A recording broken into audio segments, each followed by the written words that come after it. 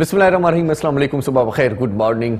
आऊं तव्हांजो पंहिंजो मेज़बान इरशाद जागीर तव्हांजी ख़िदमत में हाज़िर आहियां। उमेद आहे तव्हां बिल्कुलु ठीकु ठाक हूंदो, ख़ैरियत सां हूंदो, मज़े में हूंदो, अल्लाह पाक जे फज़ल ऐं करम सां बिल्कुलु ख़ुशबाश हूंदो। असां तव्हांजे लाइ दिलि सां दुआऊं कंदा आहियूं ऐं जेकी दुआऊं दिलि सां कबियूं आहिनि उहे अॻंदियूं ज़रूरु आहिनि।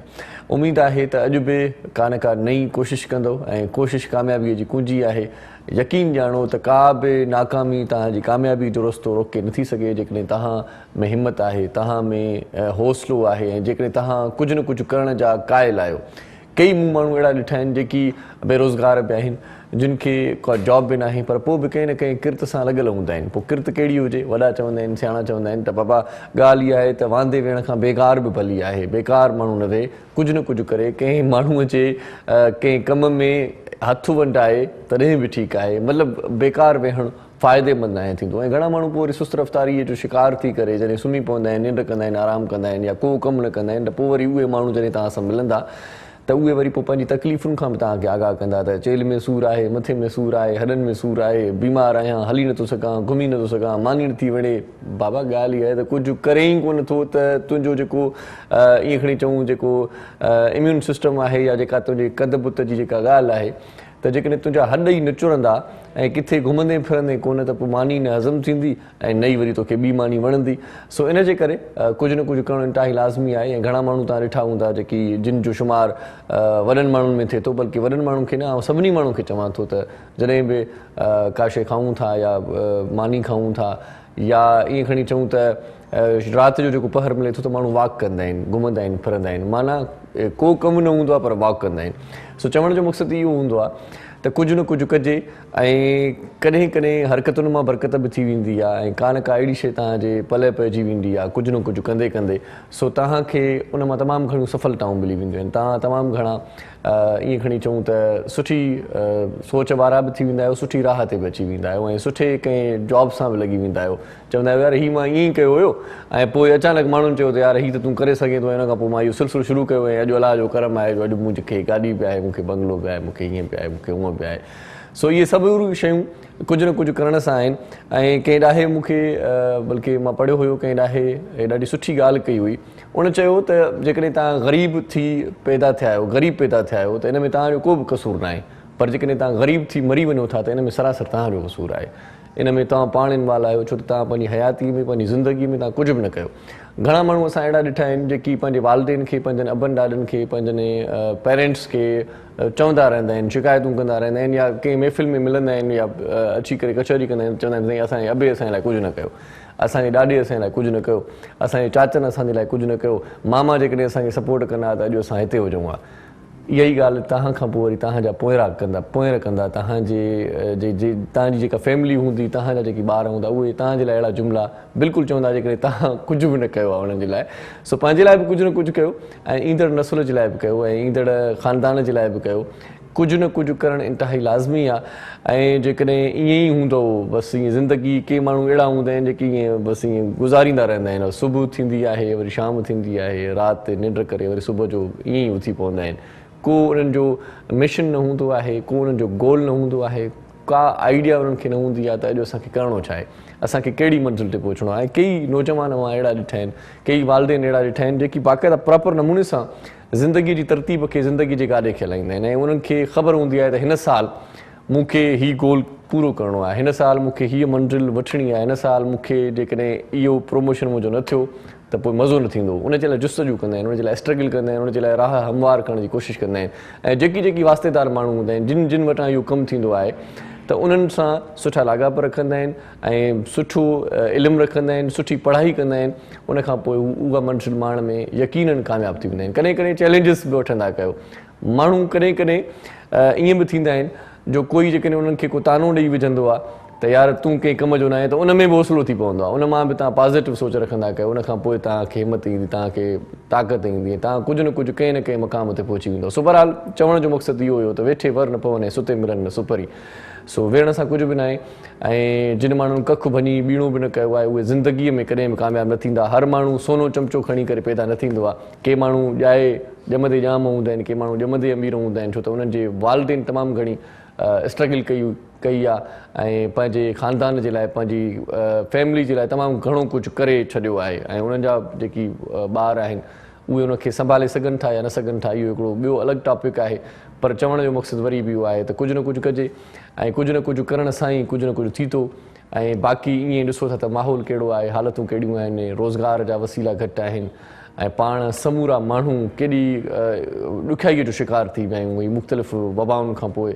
ऐं मुल्की जेका सूरत हाल आहे, हर माण्हू पंहिंजी पंहिंजी परेशानी में आहे, नफ़्सा नफ़्सी जो दौरु आहे। घर में हिकु कमाइण वारो आहे त 11 भाती खाइण वारा आहिनि। पहिरियां 5 भाती चवंदा हुआसीं, हाणे 11 भाती था चऊं, छो त इलाही भाती पंहिंजे पंहिंजे इदारनि मां नेकाली उन्हनि खे मिली चुकी आहे, छो त मसइला एॾा वधी विया आहिनि ऐं मुख़्तलिफ़ इदारनि में माण्हुनि खे करण जो हिकिड़ो सिलसिलो बि जारी आहे, छो त इदारा बि अफोर्ड नथा करे सघनि। सो बहरहाल अॼु मुख़्तलिफ़ कचहरी थींदी असांजी, ख़ासि तौर ते इल्मु अदब ते बि कचहरी कंदासीं।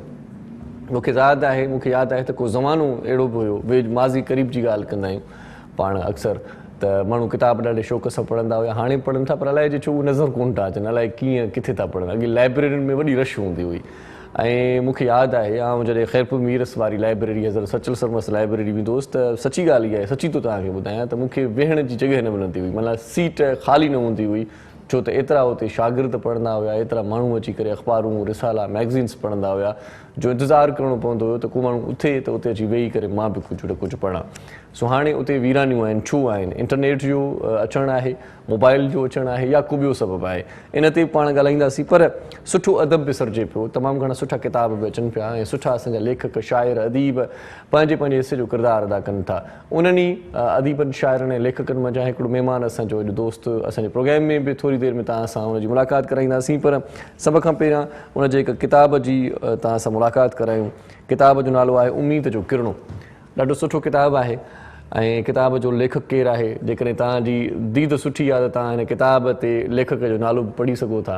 पर मां तव्हांखे पाण वरी हिन ब्रेक खां पोइ ॿुधाईंदुसि त हीउ किताब जो लेखक केरु आहे। पर जेकॾहिं तव्हां वाक़ई में पढ़ी चुका आहे त पोइ तव्हांखे ख़बर हूंदी त हीउ किताबु कंहिं लिखियो आहे। कहाणियुनि जो हीउ किताबु आहे ऐं असांजे सुठे शाइर कहाणीकार जो हीउ किताबु आहे। हिन किताब जो नालो तव्हांखे ॿुधाए चुको आहियां, उम्मीद जो किरणो। हिन किताब में 55 खनि कहाणियूं आहिनि ऐं अक्सरियत जेका कहाणियुनि जी आहे उहा कोरोना जे हवाले सां आहे। माना हीउ अहिड़ो ज़बरदस्त कमु थियल आहे जो कोरोना जी मुंद में, कोरोना वारी सूरत हाल में बि लेखक उहो मौक़ो न विञायो ऐं उहो वक़्तु वांदिकाईअ में न विञायो, कुझु न कुझु उन कयो पंहिंजे लाइ, पंहिंजे देश जे लाइ। सो अक्सरियत जेका आहे उहा कोरोना जे हवाले सां हिन किताब में कहाणियूं आहिनि। हिन किताब जो महाग आहे महताब अकबर राशिदी साहिबा लिखियो ऐं थाट प्रोवोकिंग कहाणियूं जेके आहिनि अली बख्श पठान साहिबु इन ते ॻाल्हाए थो ऐं नवीद संदीलो साहिब जो बि इन में रायो आहे, मोहम्मदीन राजड़ी साहिब जो बि इन में रायो आहे, इमदाद हुसैनी साहिब जी बि इन में मुख़्तसर आहे ऐं कहाणियुनि जो हिकिड़ो ॾाढो सुठो हिकिड़ो सिलसिलो, तरतीब ॾाढी सुठी आहे कहाणियुनि जी। ऐं कहाणियुनि जा जेकी नाम आहिनि उहे बि अट्रैक्शन वारा आहिनि। ख़ासि तौर ते जेकॾहिं आउं 2-4 कहाणियूं तव्हांखे ॿुधायां त देगिड़ियूं, मौजूज़े जहिड़ो कमु, ख़फ़ो, पसंदि न करे, पुराणी टेबल, लॉकडाउन जंहिंमें तूं ख़ुशि भला, वक़्त जो सुवालु, चोथों पेग ऐं केरु कुछे, तजवीज़ राशन, लख जी सलाह ऐं ॿियूं खोड़ सारियूं कहाणियूं। मुंहिंजी धीअ, जज़ा ऐं सज़ा जी कोड़की, बुख, सदा, उम्मीद जो किरणो हिन में आख़िरी कहाणी उहा आहे। सो हिन में जेको बैक टाइटल आहे उहो असांजे माना हिते साईं ज़ाहिद मगी साहिबु लिखियो आहे। किताबु ॾाढो शानदार आहे। ईसा मेमून साहिब जो फ़्लिप ते हुनजा राया आहिनि। डॉक्टर फ़याज़ लतीफ़ सिंध यूनिवर्सिटी जामशोरे मां हिन किताब जे लेखक ते उन बि पंहिंजी राय ॾिनी आहे। किताबु ॾाढो सुहिणो आहे ऐं पीकॉक पब्लिशर सिंध हिन किताब खे छपियो आहे। क़ीमत हिन अख़बार जी रुॻो 300 रुपया आहे। जेकॾहिं पाण समूरा दोस्त महीने में को हिकिड़ो किताबु ख़रीद कयूं त उन सां बि हिकु त लेखक खे बि हौसलो मिलंदो, लेखक खे बि मदद मिलंदी ऐं लेखक खे ख़ुशी बि थींदी त मुंहिंजो किताबु को पढ़ण वारो, को क़दुरदान मिली वियो आहे। पर पाण मुख़्तलिफ़ ॿियनि मुश्किलनि में पंहिंजा पैसा ईअं ज़ियान आउं न चवंदुसि त पैसा लॻाए छॾींदा आहियूं, पर को सुठो किताबु न पढ़ी सघंदा आहियूं। किताब दोस्त हूंदा आहिनि। हूअं बि पाण नंढपण खां इहो पढ़ियो आहे, नंढपण खां इहो ॼाणूं था त जेकॾहिं पाण खे का सही राह ॾियण वारो को सुठो ऐं सचो साथी आहे त उहो असांजो किताबु आहे। सो किताबनि सां दोस्ती इंतिहाई लाज़मी आहे ऐं इल्मु अदब ऐं तहक़ीक़ ते जेकॾहिं कमु थिए पियो त उन लेखकनि, शाइरनि, अदीबनि खे बि पाण खे पढ़णु घुरिजे। तहक़ीक़ जो मैदान घणे भाङे इलाही असांजा दोस्त चवंदा आहिनि त ख़ाली ख़ाली लॻंदो आहे ऐं तहक़ीक़ प्रॉपर नमूने सां नथी थिए ऐं जेकी तहक़ीक़ कंदड़ दोस्त आहिनि उहे असुलु माग मकान ते असुलु जाइनुनि ते असुलु शाइरनि अदीबनि या कंहिं ते बि जेकॾहिं का तहक़ीक़ कनि था त उहा प्रॉपर नमूने सां नथी थिए 2-4 किताब उथलाए पुथलाए वरी हिकिड़ो नओं किताबु लिखियो वेंदो आहे। इहो छा सबबु आहे इन ते पाण ॻाल्हाईंदासीं ऐं अॼु शाइरी बि ॾाढी सुठी ॿुधंदासीं। मोहरम नाज़ साईं बि असां सां गॾु हूंदो, तव्हां बि असां सां गॾु हूंदो, सो वञो केॾा महिना असां सां गॾु रहिजो, ॾिसंदा रहिजो। पंहिंजो प्रोग्राम नंढी साईअ खां पोइ मिलूं था।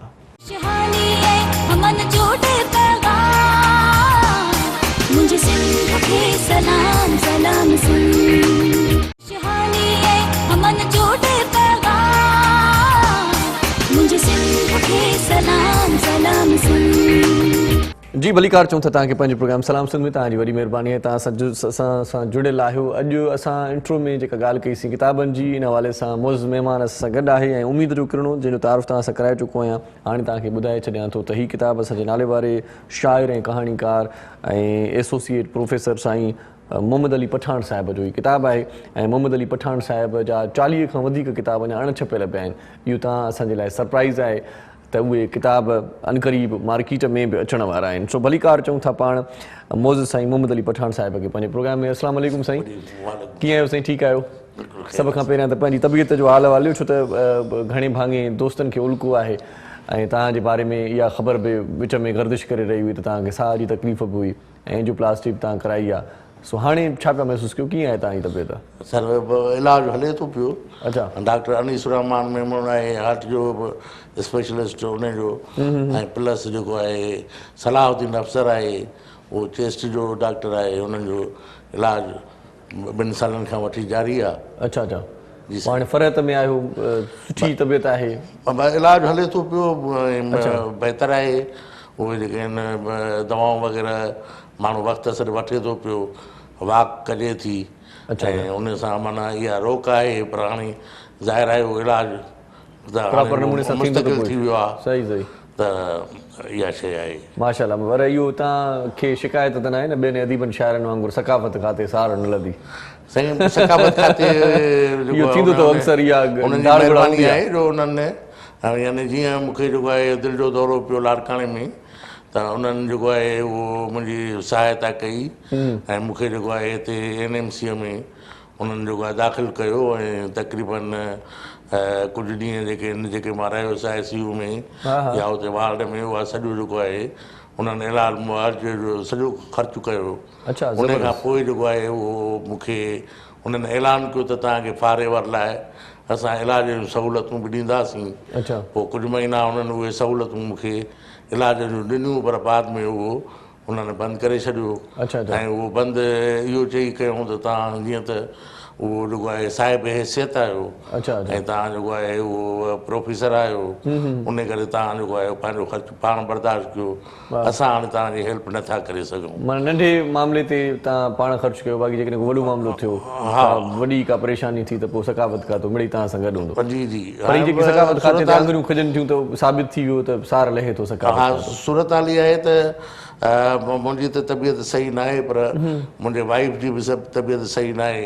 हूअं त असांखे तालीम खाते जे तरफ़ां माना पंहिंजे डिपार्टमेंट जे तरफ़ां इहा जेका आहे उहा ऐलान कयल आहे त तव्हांखे जेको आहे उहो इलाज मुआवज़े जूं जेके आहिनि तव्हांखे उहो ख़र्चु ॾिनो वेंदो। पर उहो प्रोसेस ॾाढो हिकिड़ो डिघो आहे। उन में इहो आहे त तव्हां पहिरियां पंहिंजो ख़र्चु करे इलाजु करायो, उन खां पोइ तव्हां उहे वोचर खणी उहे जेके आहिनि वञो यानी रीजनल डायरेक्टर वटि खणी वञो, प्रिंसिपल खां फॉरवर्ड कराए उन वटि वञो, उन खां पोइ डायरेक्टर जनरल वटि वञो ऐं डायरेक्टर जनरल उहो तव्हांखे जेको आहे उहो MS ॾे मोकिले, वरी मेडिकल बोर्ड वे, उहा मेडिकल बोर्ड खां पोइ वरी जेको आहे उहा यानी तव्हां एप्रूव करे त वाकई इहे मर्ज़ आहे ऐं हीउ जेको ख़र्चु थियो आहे उहो जाइज़ आहे। वरी उन खां पोइ सेक्रेटरीअ वटि उहो वञे, त इहो एॾो घणो लंबो प्रोसेस आहे जो ऐं उन में जेको विख ते जेका इज़त मजरूह थी थिए पई हिकिड़े अदीब शाइर जी, त उहो तोड़े जो मुंहिंजी घरवारीअ ते माना जंहिं टाइम ते मां बीमार हुउसि उन टाइम ते मुंहिंजी घरवारी बि बीमार हुई अच्छा अच्छा ऐं उन ते 8-10 लख रुपया जेके आहिनि साउथ सिटी अस्पताल में उन ते ख़र्चु थियो सही। पर इहा जेका आहे उन सभु कुझु वोचर आहिनि वग़ैरह सही। पर मां साईं मुंहिंजी जेका आहे उहा पंहिंजी तबियत इहा इजाज़त नथी ॾिए त मां इहो लंबो जेको प्रोसेस आहे इहो वञी कयां रहंदो माण्हू बीमार थो थी पवे हुजण त ईअं खपे त असांखे जेको आहे उहो असांजे पैनल ते का हॉस्पिटल हुजे जो बीमार माण्हू थिए त उहा जेका आहे उहा इलाज मुआवजे जी सहूलियत उहा जेका आहे असांखे डिपार्टमेंट हुते असांखे पैसा न ॾिए पर उहो इलाज जी सहूलियत उहा उन अस्पताल में मिले जीअं PIA जा मुलाज़िम आहिनि या ॿियनि डिपार्टमेंट्स जा मुलाज़िम आहिनि माना प्रोसेस खे थोरो जेकॾहिं शॉर्ट कयो वञे ड्रुग प्रोसेस न हुजे त इलाही माण्हू खफ़नि खां बची पवंदो ऐं बीमार माण्हू वधीक बीमार न थींदो इहो चवण जो मक़सदु इहो ई पंहिंजो थियो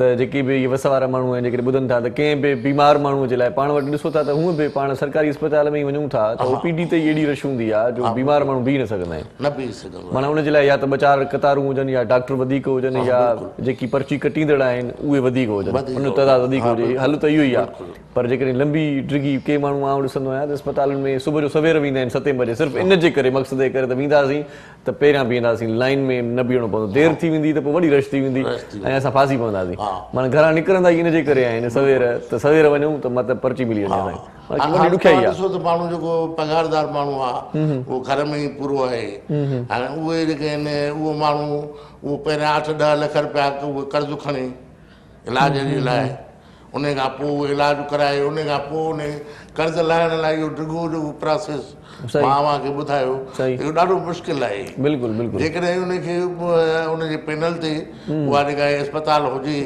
त हुनखे वञी रुगो उते दाख़िल थियणो आहे उन खां पोइ इलाज मुआवजे जूं सहूलियतूं जेके सरकार ऐलानियल आहिनि उहे हुनखे उनजे दर जे चाउठ ते मिलनि त इहा एॾी परेशानी कंहिंखे बि न थींदी ऐं सभिनी डिपार्टमेंट्स खे यानी असांजे जेको आहे उहो पीपल्स पार्टीअ जी हुकूमत असांजी सूबाई हुकूमत उहा जेकॾहिं इहो क़दम खणे थी त जेके असांजा लखे मुलाज़िम आहिनि उन्हनि सभिनी जूं दुआऊं खटंदा न त जेको आहे माण्हू इहे पंहिंजे तौर ते हर को जेको आहे उहो भोगे बि थो ऐं तकलीफ़ में गुज़ारे थो हाणे 40-50 हज़ार साईं दवाउनि ते ख़र्चु जेको आहे साईं वॾो मसइलो आहे ऐं दवाऊं हिन हुकूमत में त रहंदो चवण ते महांगियूं थियूं मुंहिंजी वाइफ जी त इहा आहे त हुनजे जेको आहे उहो चेस्ट ख़राबु आहे रोज़ु हुनखे हिकिड़ो ऑक्सीजन जो ड्रम लॻंदो आहे 1000 रुपयो हिकिड़े ऑक्सीजन जे ड्रम जो आहे साईं उन खां रोज़ु साईं ऐं उन सां गॾु बाईपेप मशीन उहा जेका आहे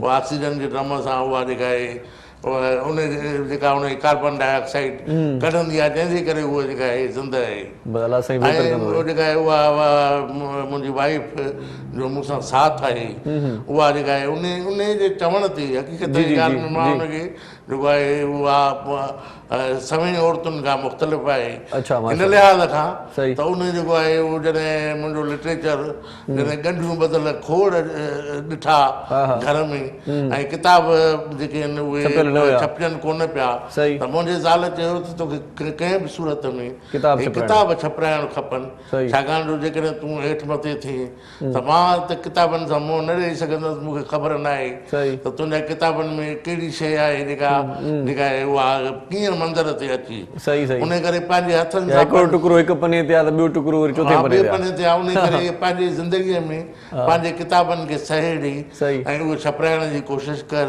पोइ उन में तुंहिंजो केतिरो बि ख़र्चु अचे छा बि थिए पर इहो सुभाणे जेको आहे उहो मूं ते न छॾ पंहिंजो ॿार पाण जीअरी किताब अची वञनि त बहितरी ॻाल्हि आहे उनजे करे 20 किताबनि ताईं माशाअल्लाह सिलसिलो पहुतो आहे बाक़ी 40 किताब जेके नंढा पोइते आहिनि माशाअल्लाह माशाअल्लाह एॾो वक़्तु कीअं था कढो 40 किताब अञा पोइते आहिनि माशाअल्लाह ॾाढो सुठो लिखो पियो था कहाणियूं तव्हांजो उम्दा आहिनि ऐं शाइरी जो किताब हिकिड़ो ॾाढो ज़बरदस्त जेको तव्हां वटि शाइरीअ जो गाए थी लास्ट ईयर मुंहिंजो 19 किताब जेको आहे शाइरीअ जो घाए थी तनाई ही शायर थियो। अच्छा इन में कहिड़ियूं सिन्फ़ूं आहिनि ख़ासि तौर ते? साईं हिन में मुख़्तलिफ़ आहिनि, बेत आहिनि, वाइणूं आहिनि, ग़ज़ल आहिनि, सही गीत, नज़्म, आज़ाद नज़्म, माशाल्लाह माना हर सिन्फ़ ते तब आज़माई करे चुका ऐं आहियो। ॿी हिकिड़ी नई सिन्फ़ आहे उहा इंडलट अच्छा नाले सां असांजो नौजवान शाइर आहे अमर इक़बाल, जी जी उन जेका आहे उहा सिन्फ़ ईजाद कई। अच्छा त उन ते बि मुंहिंजा जेके आहिनि 10-12 उन ते जेके आहिनि उहे आइटम लिखियल आहिनि, माशाल्लाह माशाल्लाह जंहिंमें हिकिड़े कंहिं शाइर जी का सिट खणी पोइ उन वज़न बहर में जेके आहिनि 6 सिटूं ॿियूं अच्छा जेके आहिनि उन माना उहा जेका पहिरीं सिट आहे उहा असली शाइर जी हूंदी, हा उहा बरक़रार हूंदी, बिल्कुलु। उनजे हेठां तव्हांखे पंहिंजी पेरा ठाहिणी आहे। उन जे हेठां उन जे वज़न में उन जे रिदम में जेका आहे 6 सिटूं ॿियूं तकलीफ़ करणु। सही सही ईअं खणी सम्झो जीअं अॻे ज़माने में तरह ई मुशाइरा थींदा, जस्ट लाइक थोरे फ़र्क़ सां ईअं आहे।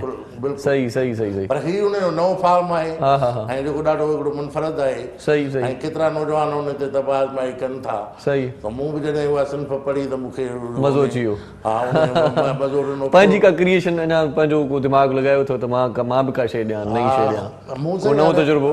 पंहिंजे तौर ते त उहे जेके शयूं उहे तहरीरी सूरत में ॾाढी सुठियूं आहिनि, पर आइडिया ई नओं ऐं नओं जीअं फॉर्म आहे शाइरीअ जो त अहिड़ो को उन में नसरी नज़्म स्पेशली जेको आहे असां वटि जंहिं ज़माने में ईअं नओं लिखियो पियो वियो, उन ज़माने में पंहिंजो पहिरियों किताब ई नसरी नज़्म जो हो। अच्छा अच्छा अच्छा मां उहो हिकिड़ो मुख़्तलिफ़ अच्छा जंहिं ज़माने में तव्हां नसीर नज़्म जो किताबु ॾिनो त उन ज़माने में नसीर नज़्म जे लेखक खे शाइर तस्लीम न कयो वेंदो हुयो, हाणे कनि था, हाणे कन्नड़ में चवंदा हीअ नसीर नज़्म वारा शाइर कोन अथव, त उनखे शाइरी तस्लीम ई न कयो वेंदो। हा सही सही सही हाणे उनखे तस्लीम कयो वञे थो ऐं केतिरा ई नसरी नज़्मनि जा हाणे त नज़्म ॻाइजनि पिया था, साईं मदर साईं ॻाए थो, मौजूदा ज़माने जा या शेख याद खां वठी सही सही माना हाणे जेको आहे ज़ैद पीरज़ादो आहे, रोशन शेख आहे या ॿिया जेके आहिनि शाइर सही उहे ॾाढे भले नमूने सां लिखनि था। सही सही सही सही अच्छा जेकी नसीर नज़्म लिखनि था उन्हनि खे वरी घाड़ेटे में लिखणु ॾाढो ॾुखियो लॻंदो आहे, छो त काफ़ियूं रदी वेॾे मिलाइणु वरी तुक बंदी वॾो मसइलो आहे, हो वरी हिकिड़ो ख़्यालु आहे जंहिंमें का पाबंदी न आहे त उहो जल्दी लिखिजी थो वञे।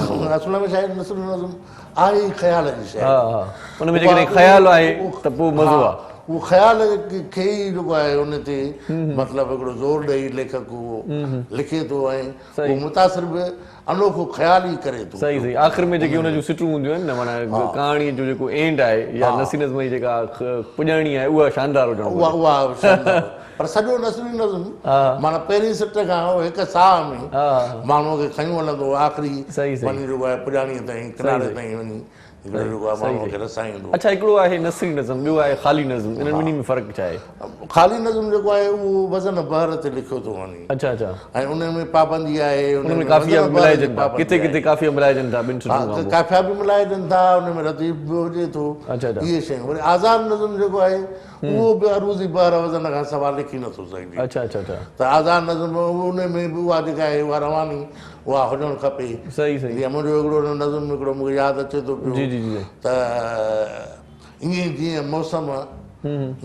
मौसम मटिजी वञे थी, ईअं जीअं शबनम किरंदे उफ़क़ तां गुलनि ते पवे थी ऐं तड़के जे तव ते बणजी बाप ॿाहिरि उॾरी वञे थी, ईअं तो बि मूंखे विसारे छॾियो ऐं ख्वाबनि जे फरहीअ मथां मेट ॾेई नए नींहं वारे जो नालो लिखियो, मगर मुंहिंजे ख्वाबनि जे फरहीअ तां तुंहिंजो अञा ताईं नालो न मिटिजी सघियो, अञा ताईं नालो न मिटिजी। वाह वाह वाह इन ख़्याल सां मूंखे वरी हिकिड़ो ॾाढो सुठो शाइर आहे अमजद दुरानी, उनजो बि ख़्यालु यादि अची वियो आहे, पर हाणे ब्रेक जो वक़्तु थी वियो आहे, नंढी साईं था वठूं, मोटी अचूं था ऐं तव्हां बि असां सां गॾु रहिजो। शाइरी जी महफ़िल आहे, शेर बि हिक ॿिए खे ॿुधायूं था साईं, ऐं तव्हां बि शाइरीअ में हिसो वठी सघो था, कॉल करे सघो था ऐं असांजे प्रोग्राम में शामिलु थी सघो था, पर फ़िलहालु हिकिड़ी नंढी साई वठूं था, ॾिसंदा रहिजो पंहिंजो प्रोग्राम सलाम सिंध।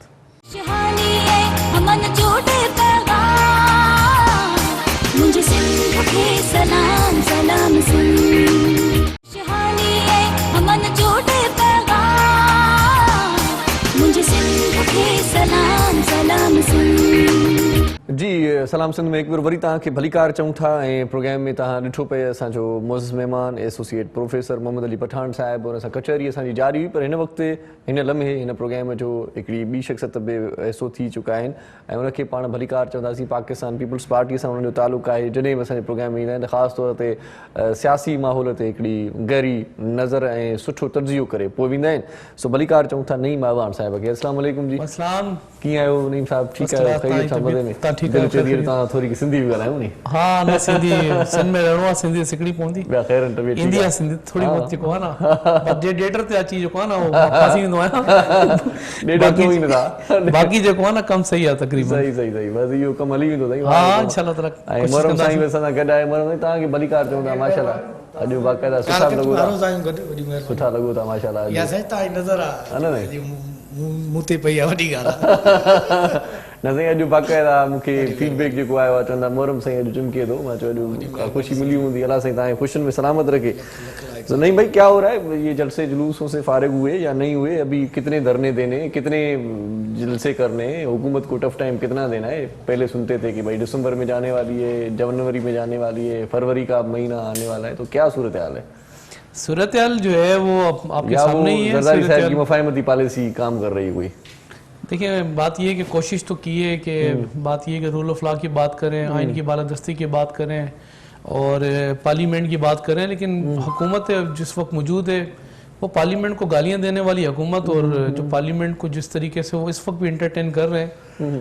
तो मुफाहमत की पॉलिसी मेरा नहीं ख्याल कि इनको कोई राज आ रही है ये उसको एक्सेप्ट करने के लिए तैयार है अच्छा बाकी रैलियां जुलूस तनकीद ये जमहूरियत का हौसला नहीं ये माजी में भी होता रहा है जैसे 73 साल से हम सुन रहे हैं कि पाकिस्तान जो है वो निहायती नाजुक हालात से गुजर रहा है तो इस वक्त भी हुकूमत नाजुक हालात से गुजर रही है और इतने हालात बुरे हो गए कि पूरी रात पूरे पाकिस्तान की लाइट ही नहीं दी हाँ जी बिल्कुल बात ये है कि तो बंदे परेशान थे पता नहीं क्या हो रहा है पाकिस्तान में पता नहीं क्या होने वाला है बस वो जिसका जो तबसरा था जिसको जो सूझा उसने कोशिश की फेसबुक पे जो है उसको ऑन करे 1998 में आखिरी दफा पूरे पाकिस्तान के अंदर लाइट गई थी फिर सुबह जो है वो हम बतनों वाला मामला हुआ था तो हर आदमी कंफ्यूज था यही था पता नहीं कुछ होने वाला है हाँ जी बिल्कुल पाकिस्तान की एक साथ मतलब जाने वाली थी तो नहीं बस वो असल में मिस जो है मैनेजमेंट और ये जैसे मुल्क को दोबारा रीस्टार्ट करने की कोशिश कर रहे हैं और बिजली को भी रीस्टार्ट करने की कोशिश की थी लेकिन रीस्टार्ट जो है वो इनके गले पड़ गया लेकिन खान साहब ने फरमाया कि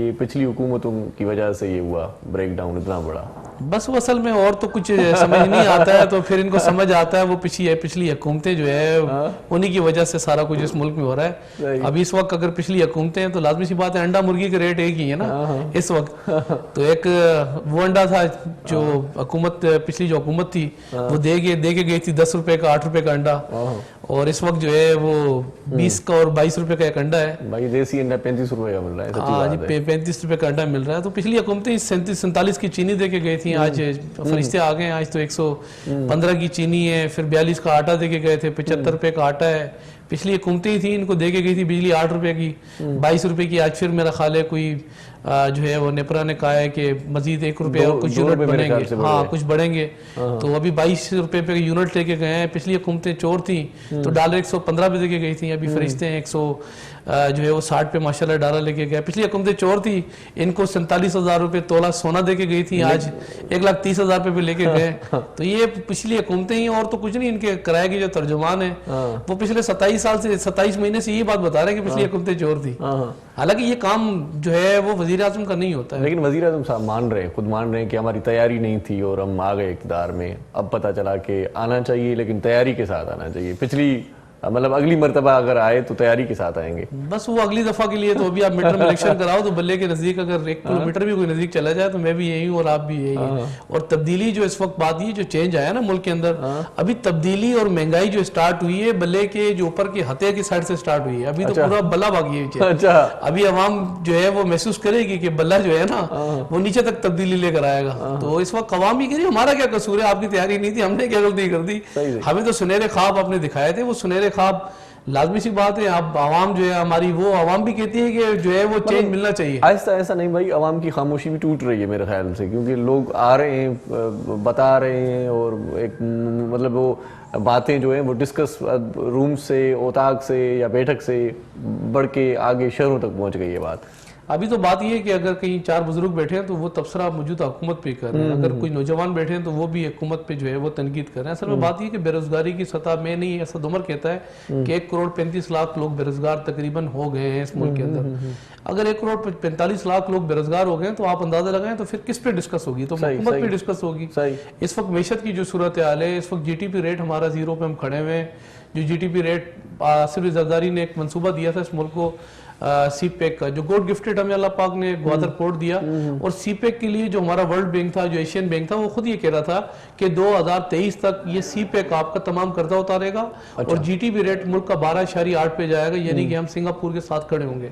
آج وہی سی پیک جو ہے وہ آپ یہ دیکھیں کہ آج جو صورتحال ہے, آج جی ٹی پی ریٹ 0 پہ لا کے کھڑا کر دیا ہے. پھر ملک کی سلامتی جو ہے وہ بھی آپ کے سامنے ہی ہے. کشمیر والے معاملات ہیں, کشمیر بھی ہمارے ہاتھ سے رول گیا, وہ بھی بیچارہ اس وقت سفر کر رہا ہے. تو عوام کے ساتھ نقشے میں تو آ گیا نا جی, نقشے میں تو بہرحال یہ ہے کہ نقشے میں لا سکتے ہیں, اور تو ان کے پاس آپشن تو کوئی بھی نہیں ہے نا. نقشے کے علاوہ تو یہ ریئلٹی بنیادوں پر, سفارتی بنیادوں پر, یا پھر اپنی خارجہ پالیسی کے تحت اس پر تو لا نہیں سکتے. تو ابھی ان کے پاس یہ آپشن ہے کہ نقشے میں سارے پورے پاکستان کا نقشے چینج کریں گے, کر رہے ہیں. صحیح. یہ باتیں ہو رہی تھی ویسے, جو یہ کوئٹہ کا واقعہ ہوا تو اس پہ بہت سارے لوگ لکھ رہے تھے کہ ہم تو بات کرتے ہیں کہ یار ہم کشمیر فتح کریں گے, ہم جنگیں کریں گے, ہم فلاں ملک کے ساتھ مطلب جنگ کرنے کے لیے تیار ہیں, لیکن اپنے ملک میں اپنے بندوں کی حفاظت نہیں کر سکتے. تو یہ کس طرح سے ممکن ہوگا؟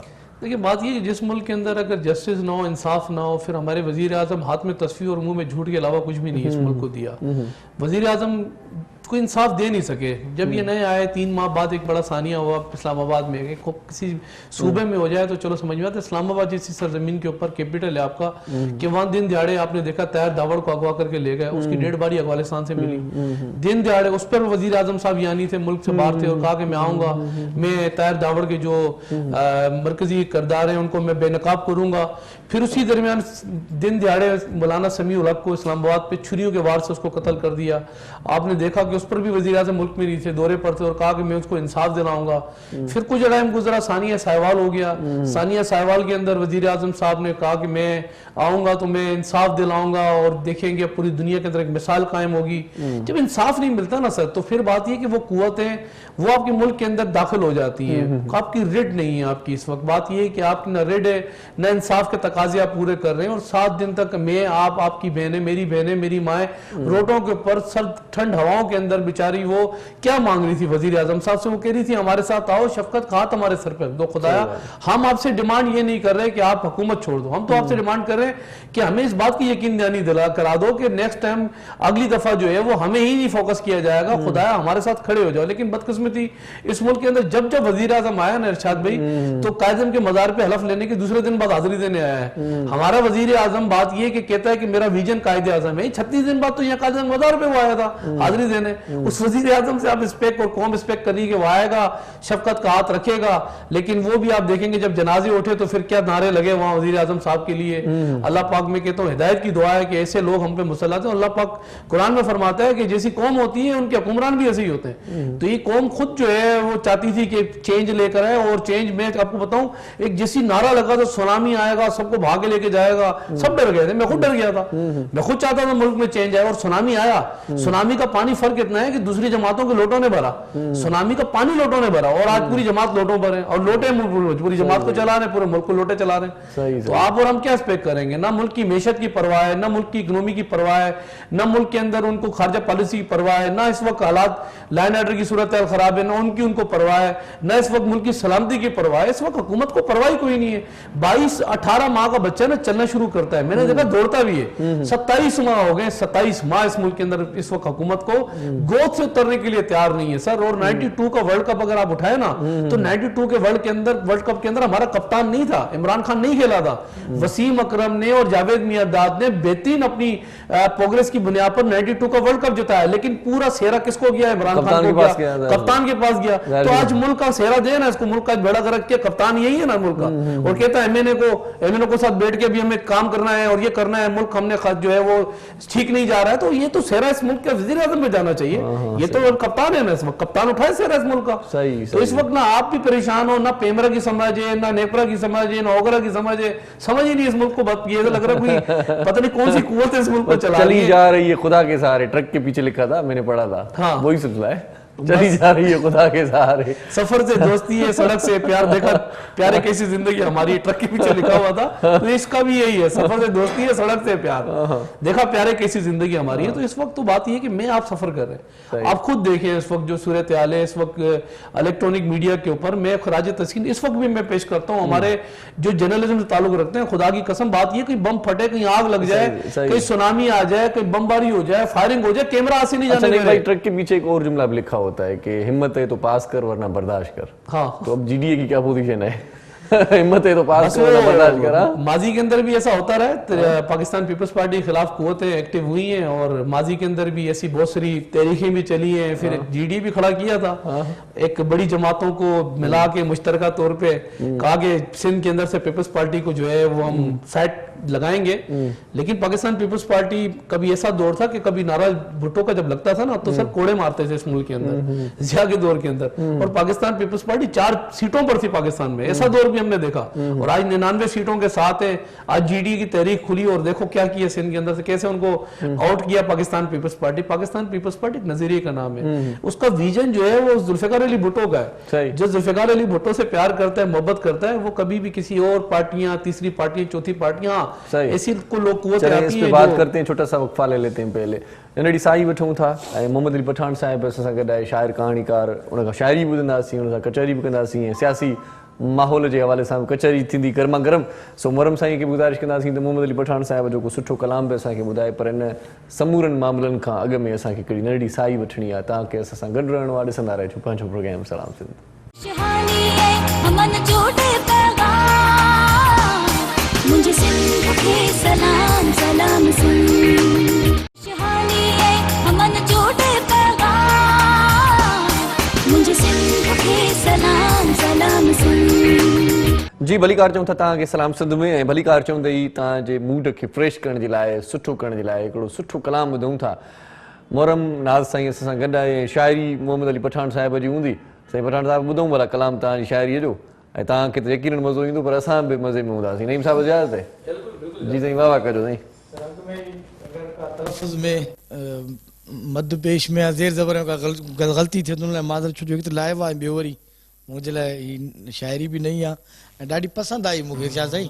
वाह कजो साईं। सो जहिड़ो हाल आहे कोशिशि कई आहे।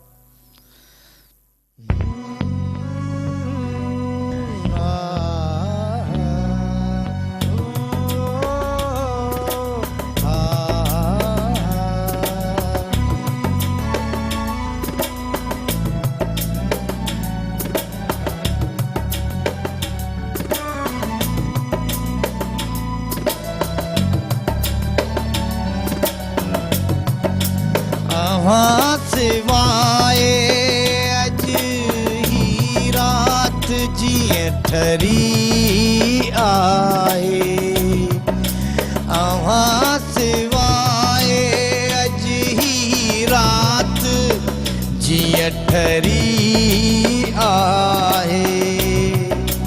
अखियुनि में लुड़ कथिया टांटा ऐं दिलबरी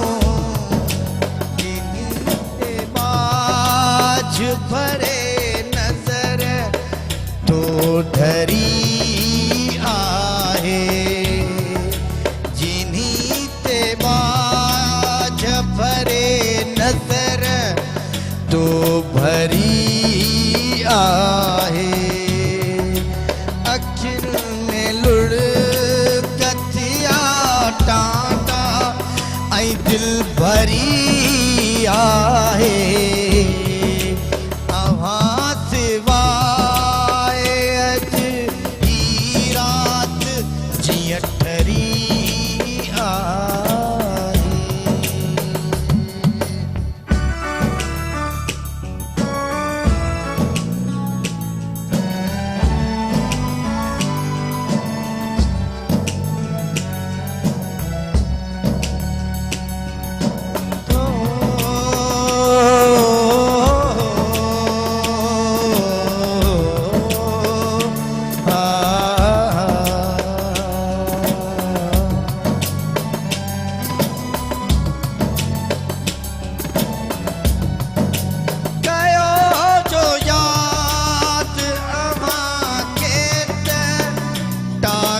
में थदड़ी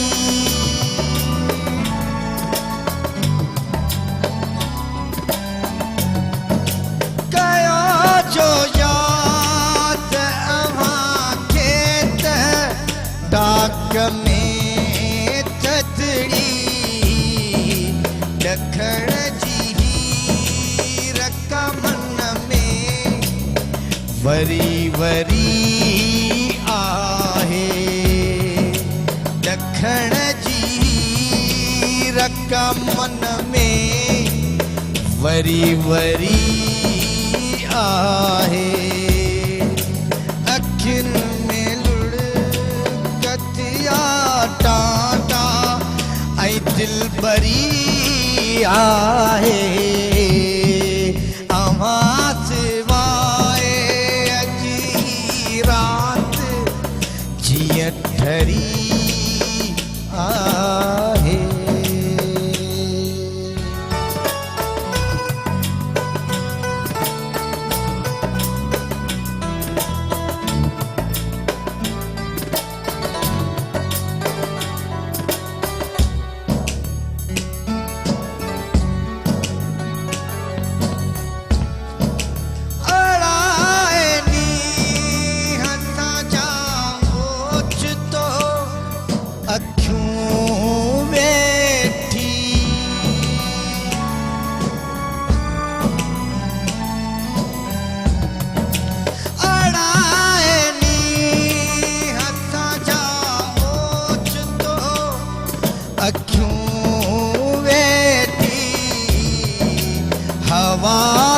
होश विञाए थी साचरी आहे हवास होश विञाए थी साचरी आहे अखिन में लुड़ कथिया टाटा ऐं दिल भरी आहे अव्हां सिवाय अज ही रात जीअं ठरी आहे अव्हां सिवाय अज ही रात जीअं ठरी आहे अखिन में लुड़ कथिया टाटा ऐं दिल भरी आहे अव्हां सिवाय अज ही रात जीअं ठरी आहे हो अज रात हो ठरी आहे वाह साईं वाह वाह साईं वाह वाह वाह वाह ॾाढी सुठी कंपोज़िशन आहे ॾाढी सुठी शाइरी अव्हां सिवा हीअ राति जीअं ठरी आहे ईअं न साईं सो कॾहिं घर वारी पुछा न कई अथई अव्हां सिवा इहो अव्हां केरु आहे उहा ई आहे साईं अच्छा हा उहा ई आहे इहो भलो था कयो, हुनखे दिलासो भलो ॾींदव, तव्हां ई आहियो हा, उहा ई आहे वाकई में माशाल्लाह माशाल्लाह। तहक़ीक़ ते अचूं था मोहम्मद अली साहिबु, तहक़ीक़ जो कमु थिए पियो अॼुकल्ह, ॾिसो पिया जेकी तहक़ीक़दान आहिनि सुठो पंहिंजो कमु कनि पिया, या उहा बराबरि तहक़ीक़ न पई थिए, या कहिड़ा कहिड़ा सर फ़हिरिस्त माण्हू आहिनि जेकी सुठो कमु कनि पिया तव्हांजी नज़र में? हक़ीक़त इहा आहे त मतिलबु यूनिवर्सिटियुनि खे जेका तहक़ीक़ कराइणु खपे जदीद लिटरेचर ते ऐं जेको तमामु सुठे लिटरेचर ते ऐं शाह लतीफ़ जे मुख़्तलिफ़ पहलुअनि ते त कुझु क़दुरु त ज़रूरु थियो आहे। जीअं हाणे एहसान दानिश जो हिकिड़ो जेको आहे उहो PhD जी थीसिस आहे शाह लतीफ़ जी शाइरीअ में समाजी पहलू, सही सही त उहे जेके आहिनि इहे त थिया आहिनि, पर मतिलबु हिकिड़ो जेको आहे उहो यानी मौजूदा दौर जो ज़मानो जेको आहे उहो लिटरेचर, उन खां सवाइ शाह लतीफ़ जा ॿिया जेके पासा आहिनि, शाह लतीफ़ जी ॿोली जेका आहे उनजी ॿोलीअ जा मुख़्तलिफ़ लहजा जेके आहिनि उन्हनि ते, ऐं स्पेशली असांजी जेका शार्ट स्टोरी आहे उनजो जमाल अबड़े खां वठी मौजूदा ज़माने ताईं जेको उनजो सफ़र आहे, सही सही त उन ते हिकिड़ी उहा भरपूर नमूने सां जेका तहक़ीक़ थियणु खपे।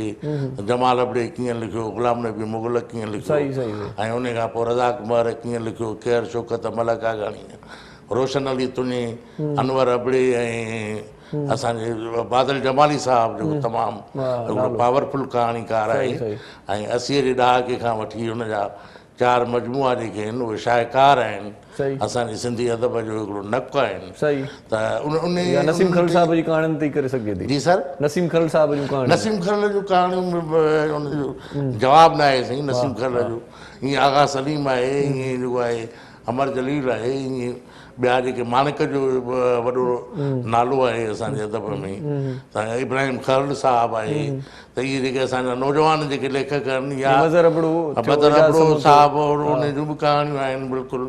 त इन्हनि ते जेका तहक़ीक़ थियणु खपे उहा तहक़ीक़ थी कोन्हे, ऐं इहो कर्ज़ु जेको आहे उहो यूनिवर्सिटियुनि ते रहियल आहे, ऐं असांजे इल्मी अदबी अदारनि ते इहो कर्ज़ु रहियल आहे। हक़ीक़त इहा आहे त सरकार जी जेका सरपरस्ती उहा जेका असांजे लिटरेचर जी हुजणु खपे। सकाफ़त खातो त आहे, ऐं असांजो उनजो जेको मिनिस्टर आहे उहो ख़ुदि हिकिड़ो अदीब शाइर आहे, ऐं उनजो सेक्रेटरी बि उहो अदीब शाइर आहे, पर उअं ई जीअं लिटरेचर सुठे नमूने सुञाणनि बि था त केरु आहे केरु न आहे, पर हाणे उहा जेका आहे सम्झो त कंहिंखे अवलियत आहे कंहिंखे न आहे।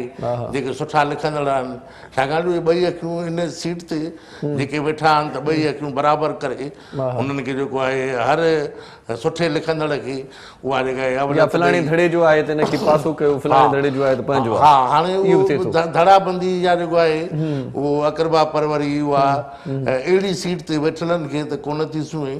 असांजो सरदार शाह हिकिड़ो रोशन ख़्याल माण्हू आहे, ऐं सेक्रेटरी साहिबु बि असांजो भलो माण्हू आहे, पर मतिलबु इहा हिकिड़ी तिशनगी रहे थी त उन्हनि जेके प्रॉपर जेके कमु करण वारा माण्हू, हाणे बादल जमाली आहे त उहो अॼु बि कहाणी लिखे थो, पर उहो हिकिड़े कुंड में हिकिड़े ॻोठ में वेठो आहे, कोई हुनखे यादि नथो करे कि प्रोग्राम थियनि था, कॾहिं हुन सां का सरकारी तौर ते का रिहाण न कई वई आहे। पर मसइलो इहो बि आहे पठान साहिब त के असांजा शाइर अदीब एतिरा त ग़रीब पिया आहिनि जो जेकॾहिं उन्हनि खे दावत ॾिजे पई थी त उहे न उन वटि किरायो आहे न भाड़ो आहे, त उहे पहुची कोन था सघनि। भाड़ो त सरकार खे ॾियणु खपे, या जेके पाण जेकी प्रोग्राम कराईंदा आहियूं पंहिंजे बल ते, जेके अदबी संगतूं आहिनि या पाण जेके चोयारी कंदा आहियूं, त उन्हनि में उन्हनि शाइरनि खे घुराइणु ॾाढो ॾुखियो थी पवंदो आहे, छो त उन्हनि खे घुराइजे बि सही, पंहिंजे ख़र्च ते वरी तरसाइजे बि सही। हिकिड़ो वॾो मामिलो आहे, मसइलो आहे पंहिंजी जॻह ते इहो बि। इन जे करे इलाही शाइर कुंडाइता आहिनि, इलाहिनि खे दिलि चवंदी आहे घुराइजे, पर पंहिंजूं हालतूं पंहिंजूं माली हालतूं बि अहिड़ियूं आहिनि, या पंहिंजो खीसो बि त न ॾींदो आहे, त बाबा हाणे ख़ैर पियो कंहिं हिकिड़ो शाइर सीड़जी करे जेकॾहिं प्रोग्राम में अचे। सरकारी फंड्स आहिनि साईं, उन्हनि वटि अजाग फंड आहिनि, सरकारी प्रोग्रामनि में त सरकारी तौर ते मां सरकार जी ॻाल्हि थो कयां त सरकारी तौर ते उन्हनि खे अवलियत ॾियणु घुरिजे। उन्हनि जूं साम्हूं हिन महिल गुलाम नबी मुग़ल साहिबु आहे, 80 जे पेटे में आहे हुनजी जेका उमिरि जो कांटो, ऐं तक़रीबन 10-15 किताबनि जो शाहकार किताबनि जो मुसनिफ़ आहे, पर हुनजो कोई यादि करण वारो न आहे। हुन सां का शायानी शाम हिन महिल ताईं सरकारी तौर ते न मल्हाई वई आहे। ईअं अमर जलील आहे, अमर जलील सां का हेॾे वॾे पैमाने ते का शाम कोन मल्हाई वई आहे। ईअं इमदाद हुसैनी साहिबु आहे, त सरकारी तौर ते जेको हुन सां हुनखे जेका आहे मोट इमदाद साहब सां हाणे कल्चर डिपार्टमेंट कयो असांजे हुयो प्रोग्राम वॾनि अदीबनि खे ऐं नौजवाननि खे जेका मिलणु खपे सही उहा न आहे। सही सही किताबनि ते जेके आहिनि माना उहे हिकिड़ा जज जेके अणथुरिया जज हुजणु खपनि जेके न मञनि त उहो बि न आहे। त खबर नथी इहो अलॻि आहे असांजो। ये वॾो हिकिड़ो ज़रूरु आहे। अच्छा नईम साहब, आप अदब में थोड़ा सा दिलचस्पी रखते हैं, थोड़ी सी शगुफ है। पीपल्स पार्टी अदब के लिए, कल्चर के लिए, सकाफत के लिए या शायरों के लिए कुछ करने वाली है या करने जा रही है या क्या कर रही है, क्या किया था? बड़े मेरे कहते थे अगर दुनिया में कामयाबी हासिल करनी है तो अली बे पे यकीन रखना है। सही। तो फिर अली बे पे जब यकीन करने पे जब गए तो फिर सोचा अलीफ से क्या है, तो पता लगा अलीफ से आसफा भुट्टो है, अलीफ से आसिफ अली जरदारी है, बे से बख्तियावर भुट्टो है, बे से जो है वो बिलावल भुट्टो है, और बे से बेनज़ीर भुट्टो है, और पे से पाकिस्तान पीपल्स पार्टी है।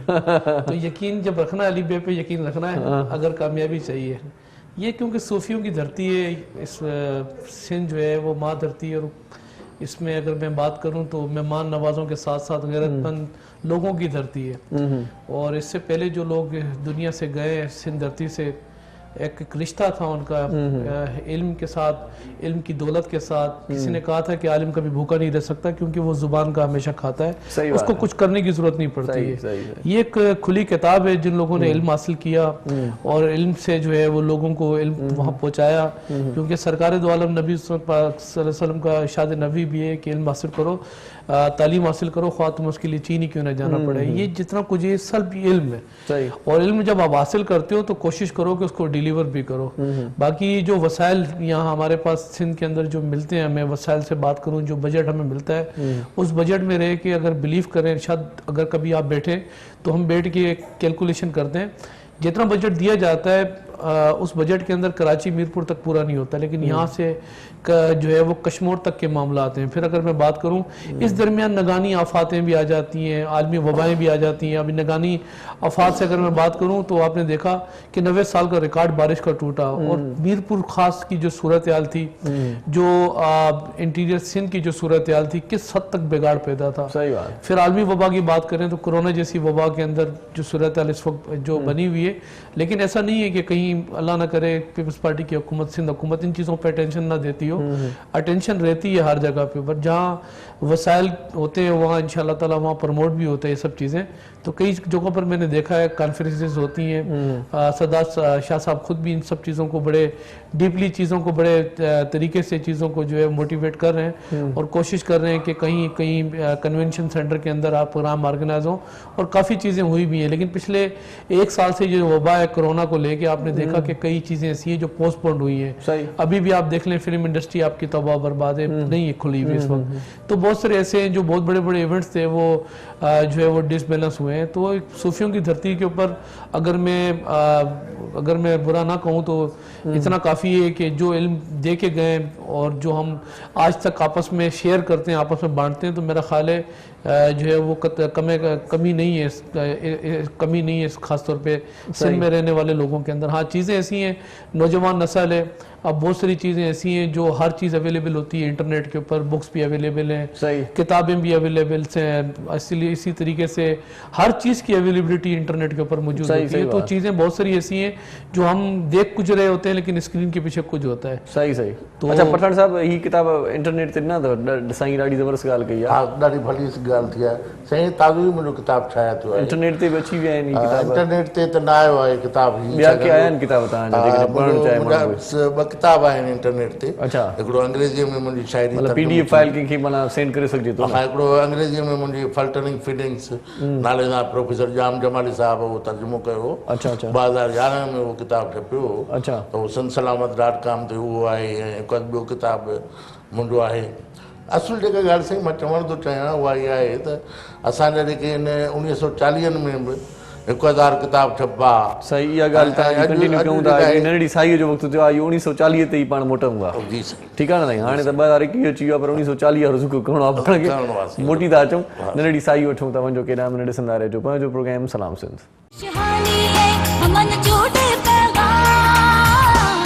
मुझे सिंध के सलाम सलाम सुन,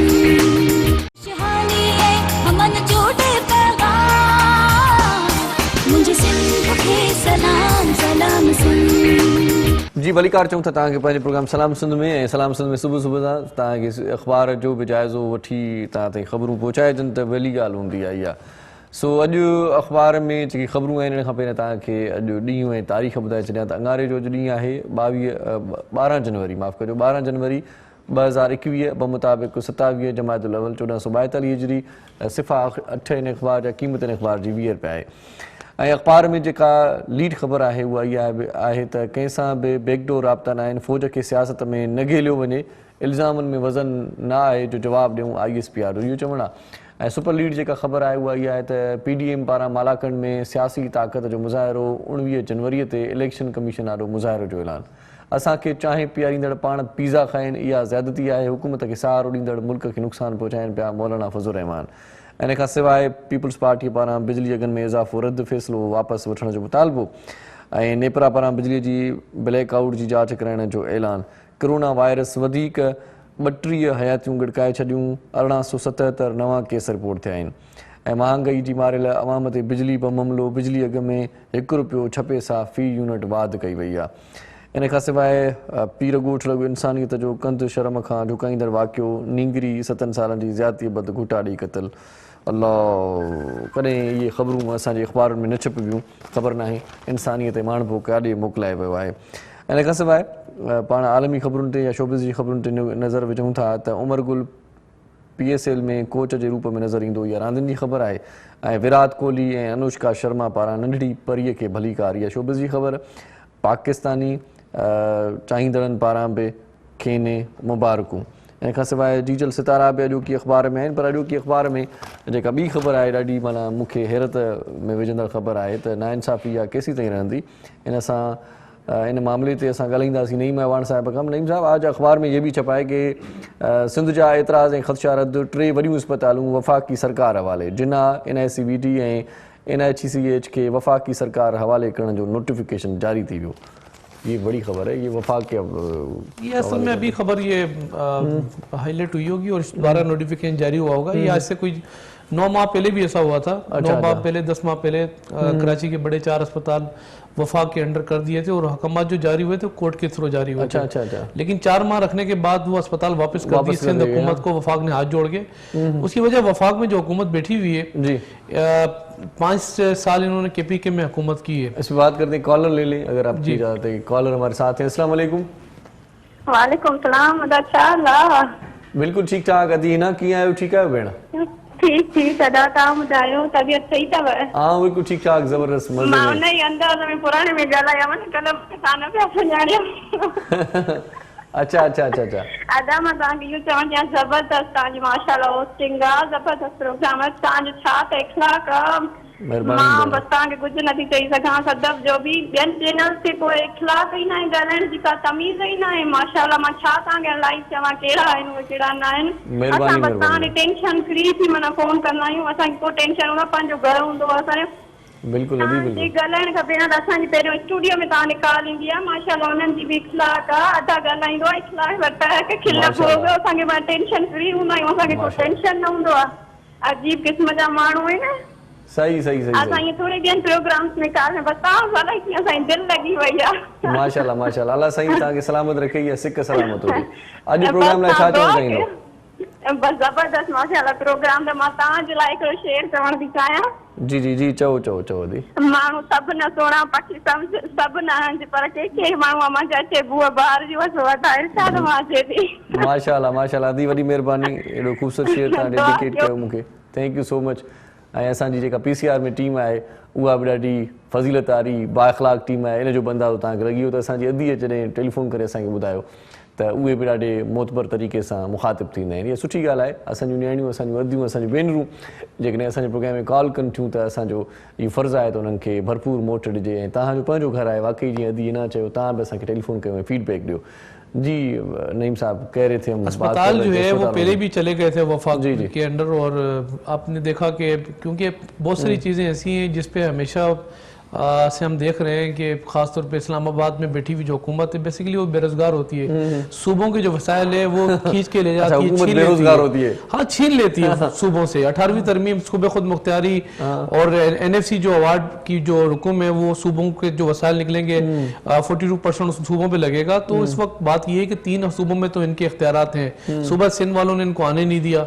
अब क्या करते हैं, ये वसाइल जो है छीनने की कोशिश कर रहे हैं। अच्छा। चीफ जस्टिस की मिसाल दे रहा था कि चीफ जस्टिस जब जिन्ना अस्पताल के दौरे पर आया तो 1000 रुपया इनाम दे के गया कि एक बेहतरीन अस्पताल सिंध हुकूमत का जो है सही। वो फिर जब दिया तो कहा कि मैं KPK में भी गया था और वहां अस्पताल में गया, मुझे लगा भैंसों का बाड़ा है। तो ये जो अस्पताल सिंध हुकूमत के जेर निगरानी जो चलते हैं, ये जेर निगरानी चलते हैं और बेहतरीन अस्पताल है जो है वो कराची के अंदर।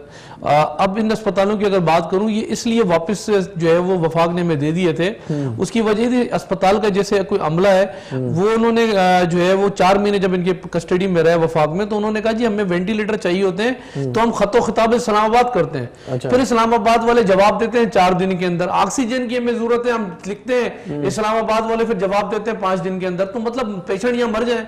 तो बहरहाल ये है कि आखिरकार वो दोबारा अस्पताल उठा के सिंध हुकूमत को दिए। अभी दोबारा इन्होंने नोटिफिकेशन दोबारा ले लिया होगा कि दोबारा ये अस्पताल हमारे दोबारा बेरोजगारी बढ़ गई होगी। हाँ दोबारा ये अच्छे अस्पताल हमें दे दिए जाएं जो चलते हुए अस्पताल है। अच्छा। तो ये हमारे साथ बड़ा एक समझ ले कि इस्लामाबाद मैंने कहा ना कि बैठी हुई हुकूमत हमेशा सुतीली। अच्छा नहीं भाई, ये बता दें मुझे कि NSCVD का कयाम दूसरे अजला में भी हो रहा है मेरे ख्याल से। तो सर यहाँ से कम्बर्ड से अल्हम्दुलिल्लाह ये कि कश्मीर तक के तकरीबन 32 अजला से अगर मैं बात करूँ अजला में काफी जो है वो डिस्ट्रिक्टों के अंदर हो चुका है और दीगर सूबों से भी लोग NSCVD के अंदर जो है वो अपने इलाजात कराने के लिए जो है वो आ रहे हैं। ये बड़े जो है वो तोहफे जो पाकिस्तान पीपल्स पार्टी की सिंध हुकूमत ने जो है वो लोगों तक को दिए।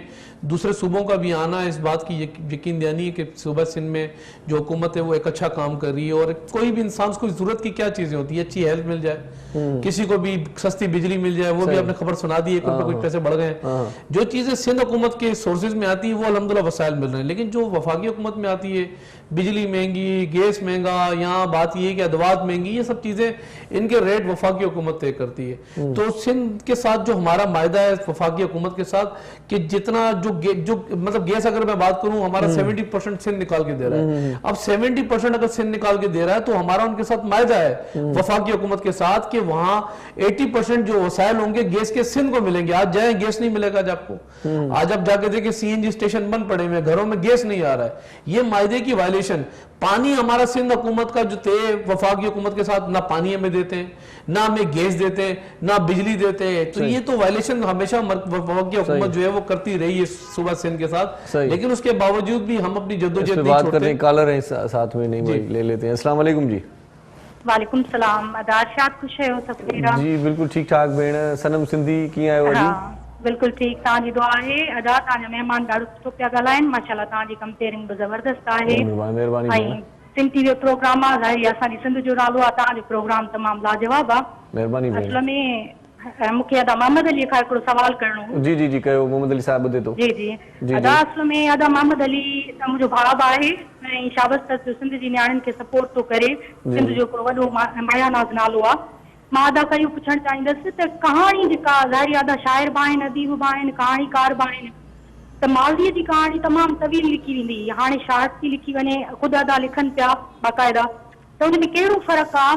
माना छा था सम्झनि त पढ़ंदड़ खे लुत्फ़ कंदो कहिड़ियूं कहाणियूं थियूं ॾियनि, या घणी ॼाण जेके मालवीअ जूं डिघियूं कहाणियूं वॾियूं वॾियूं लिखियूं वेंदियूं, या हाणे जेकी शार्ट आहिनि? अच्छा अच्छा सही सही पुछा क्यों था, पुछा क्यों। महिरबानी। तव्हां प्रोग्राम ॾिसंदा, सवाल सम्झी विया आहियो? जी जी छा चवणु चाहींदो?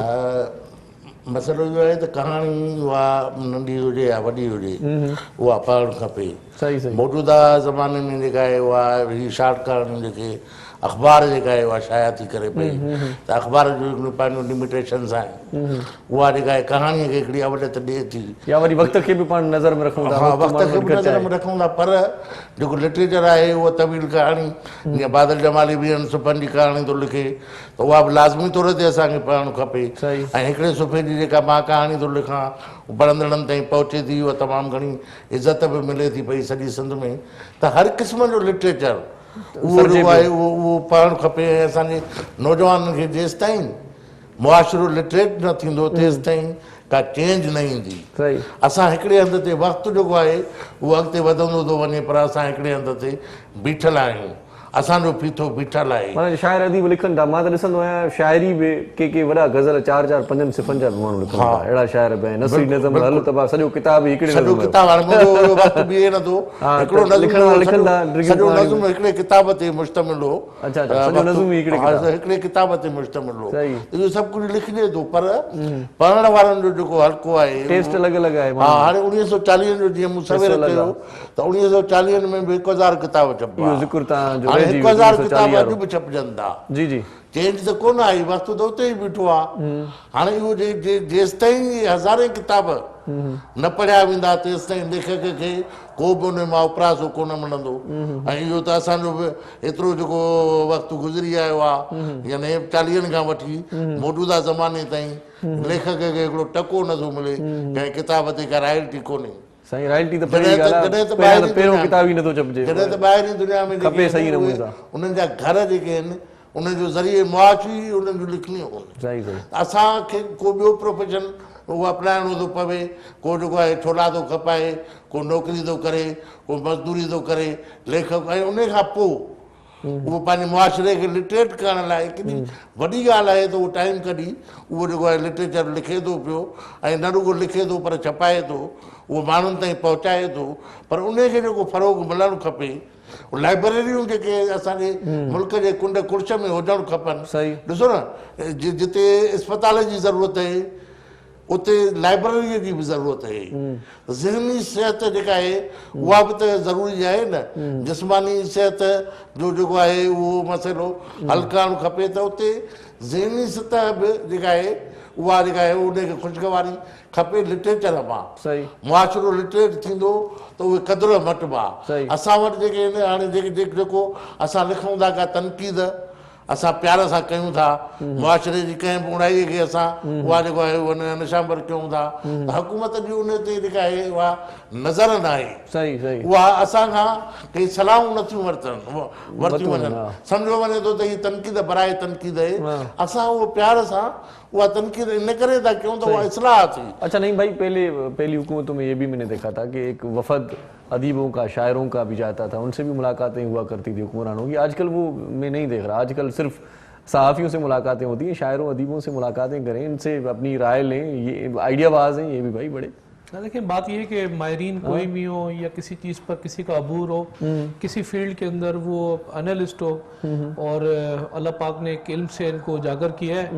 इल्म एक ऐसी ताकत है जिसको तलाश करने के लिए लोग पता नहीं कहाँ कहाँ का जो है वो सफ़र करते हैं, सहरा का भी सफ़र करते हैं, दरियाओं समंदरों का सफ़र करते हैं। तो अल्लाह पाक ने जो इल्म दिया है इस इल्म का मेरा ख्याल है फ़ायदा उठाना चाहिए और मुलाकातें, क्योंकि मैंने कहा कि इस वक्त किसी को कुछ बात समझ नहीं आ पर 1 साल से एक रूटीन की जो ज़िंदगी है ना इंसान की वो चेंज होकर रह गई है। लेकिन इन हुकूमतों के मशीर वो होते हैं जो घर में बीवी से मशवरा लेते हैं, भाई वो क्या मशवरा देंगे। बस वो अभी तो ये तो देखें बात ये है कि हुकूमत वफ़ को सोचना है, और क्योंकि आज आपने इनको मदू किया है, ये जो आप इस वक्त डिस्कशन कर रहे हैं ये इनकी जो आवाज़ है वो आवाज़ जा रही है आगे तक, और जहाँ जा रही है आवाज़ तो होपफुली कि इंशाल्लाह ताला इनकी जो आप ये एक्सपेक्ट कर रहे हैं कि हुकूमत सिंध इनको जो है वो सपोर्ट करेगी, इनको और जो हमारे अदीब हैं जो इस वक्त हमारे मुल्क के ऊपर जो लोग इस वक्त बैठे हुए हैं एक्सपेक्ट कर रहे हैं कि हुकूमत जो है उनको सपोर्ट करेगी हर जगहों पर तरजाती बुनियाद के ऊपर। तो ये आवाज़ इंशाल्लाह ताला अवानों तक भी पहुँचेगी और ये हर इंसान तक पहुँचेगी, और जहाँ रही सी कसर है इंशाल्लाह मैं भी कोशिश करूँगा कि नासिर साहब से भी जो है वो इस पर जो है वो डिस्कशन करें, सरदार साहब से भी जो है वो बात करें, और इनकी जो आवाज़ है वो हमारी जो आला क़यादत है वहाँ तक पहुँचाएँ। तो इंशाल्लाह ताला जल्दी जो है वो चीज़ें ऐसी हैं जो होती हुई नजर आएंगी, जो चीज़ें रुकी हुई हैं वो आस्ते आस्ते जो है वो चीज़ें होती नजर आएंगी। सही सही मोहम्मद अली साहब तव्हां जी कुझु तव्हां थो चयां त हाणे असांजी पीपल्स पार्टी जी हुकूमत उहा जेका आहे उन 2 दफ़ा असेंबलीअ में ठाराह पास कयो आहे ट्रांसलेशन ब्यूरो जो। त ट्रांसलेशन ब्यूरो हाणे ट्रांसलेशन जेकॾहिं असांजो लिटरेचर ट्रांसलेट न थींदो, दुनिया में न वेंदो त ज़ाहिर आहे असांजा उहे अदीब शाइर जेको उन्हनि जो हक़ थो बणिजे त उन्हनि जो टैलेंट जे आधार ते दुनिया मां इनाम खणनि, दुनिया में उन्हनि जो लिटरेचर फैलिजे, उन्हनि जो पैगाम फैलिजे, उहो नथो फैलिजे। भई वॾे में वॾो अदारो असांजो अदबियात पाकिस्तान आहे त अकेडमी ऑफ लेटर्स यूसुफ खुश्क साहब अची विया हुते। खुश्क साहब तमामु हिकिड़ो रोशन ख़्याल माण्हू, हाणे चइनी सूबनि जा माण्हू, चइनी सूबनि जा स्पेशली लेखक, असां चइनी सूबनि खे हिक ॿिए खे बि असां ट्रांसलेट कोन था कयूं। भई मां सिंधी जो लेखक आहियां त पश्तो जो लेखक मूंखे नथो पढ़े, बलोची जो लेखक मूंखे नथो पढ़े, पंजाबी जो लेखक मूंखे नथो पढ़े, इवन उर्दूअ जो लेखक मूंखे नथो पढ़े। त हाणे ट्रांसलेशन ब्यूरो जो 2 दफ़ा जेको आहे ठहराव पास करे चुका आहिनि त भई उनखे महिरबानी करे उनखे अमल में आणियूं। हर यूनिवर्सिटीअ में हिकिड़ो सूबो ट्रांसलेशन ब्यूरो जो क़ाइमु थियणु खपे। सही सही। नंबर 2 ते मां हिकिड़ी ॾुख जी ॻाल्हि कयां त मां पंहिंजी लाइब्रेरी हिन बीमारीअ जे दौरान पंहिंजी लाइब्रेरी जेका आहे उहा लाड़काणे जे आर्ट काउंसिल खे ॾिनी ऐं जंहिंजो इफ़्तिताह असांजे अकबर लगारी साहिबु कयो लाड़काणे में। माना पंहिंजे घर जी सॼी लाइब्रेरी ओॾे जेका नंढपिण खां वठी सही मूं हाणे मां पुरियत जो पुटु आहियां, हिकिड़े लोहर जो पुटु आहियां। मूंखे जेके 2 आना ख़र्ची मिलंदी उहे मां 2 आना भंडारे में विझी उहे गॾु करे महीने में किताब वठंदो हुउसि। हाणे उहा जेका आहे मुंहिंजी नंढपिण जी जेका मेड़ी टूंडी, मुंहिंजे घर में पढ़ण वारा न आहिनि त ज़ाहिर आहे किताब जेके आहिनि उहे छो पिया हुजनि, उहे कबटनि में छो क़ैद हुजनि। त इहे किताब त पखी आहिनि न, उहे त उॾणु खपनि, उहे जेके आहिनि ज़हननि खे वसी कनि। त उहा लाइब्रेरी मां बहितर सम्झो त आर्ट काउंसिल लाड़काणे जी लाइब्रेरीअ खे उहा मां ॾियां, उहा सॼी फ्री ऑफ कास्ट मां उन्हनि खे जेका आहे उहा ॾिनी, जंहिंजो इफ़्तिताह अकबर लगारी साहिबु कयो। मूं उते उहा तकरीब बि उन्हनि कोठाई ऐं उहा जेका आहे उहा उन्हनि मूंखे जेका आहे हिन ॻाल्हि खे पसंदि कयो त किताब ऐं अदीबनि खे ॾियणु खपनि। उते जेको आहे मां हिकिड़ी नंढी गुज़ारिश कई त भई इहा जेका लाइब्रेरी आहे, महिरबानी करे इन लाइब्रेरीअ जे लाइ हिकिड़ो माण्हू मुक़ररु कयो त शाम जे टाइम ते उहो 4 खां वठी 8 ताईं हिकिड़ो माण्हू उहा लाइब्रेरी खोले। सही सही। डायरेक्टर साहब चए थो जेकॾहिं तव्हां ब्रेक न वरितो त ब्रेक जे लाइ माण्हू मुक़ररु करिणो पवंदो वरी ॿियो। नंढड़ी साही वठूं था, इन कचहरी खे कंटिन्यू कयूं था। कचहरी इलाही आहे, ॻाल्हियुनि जा ॻोठ आहिनि ऐं उमेदु कयूं था त समूरा मसइला ऐं मामला ईअं डिस्कस सां बि के मामला किथे पहुची वेंदा आहिनि त हल थी वेंदा आहिनि। नंढड़ी साईअ जो वक़्तु आहे। नाज़रीन तव्हां सां गॾु रहिजो, ॾिसंदा रहिजो पंहिंजो प्रोग्राम सलाम सिंध।